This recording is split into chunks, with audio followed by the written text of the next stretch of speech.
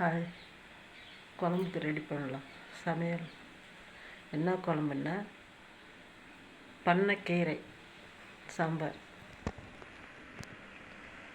Gram சைடில் தான் கிடைக்கும். அது டவுன் சைடில் விலைக்கு வாங்கினா தான் உண்டு.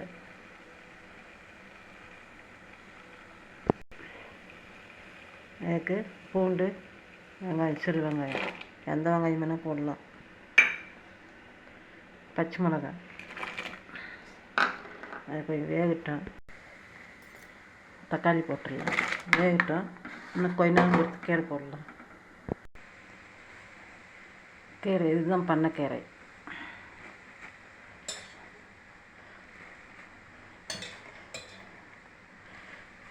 கலக்கா கொல்லிங்களில், உழுவுல் கொல்லிங்களில் நிறைய முளைக்கும் இந்த சீசன் வந்தால்.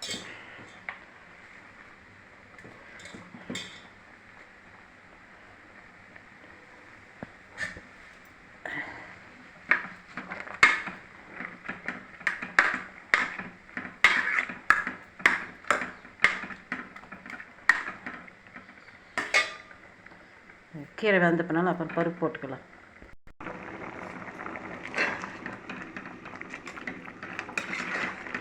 கீரை பாதி வந்துடுச்சு.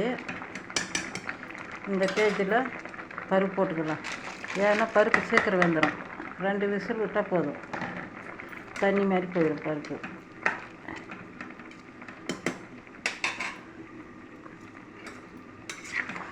பண்ணைக்கீரை சாப்பிட்டு வருஷம் கணக்கில் ஆச்சு. டவுன் சைடில் விற்கிறாங்க, எங்கே வாங்கின்னு வராங்க. பண்ணைக்கீரை கடைஞ்சி வச்சுட்டா மறுநாள்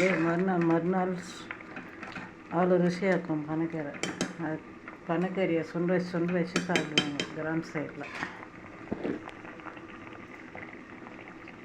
அந்த மூடி போட்டு 2 மூடி வேக வச்சா குழம்பு கறி எடுத்து கஞ்சிட்டு புளி விட்டு கஞ்சிட்டு தாளிச்சிட்டா குழம்பு ரெடி. பண்ணைக்கீரை குழம்பு ரெடி.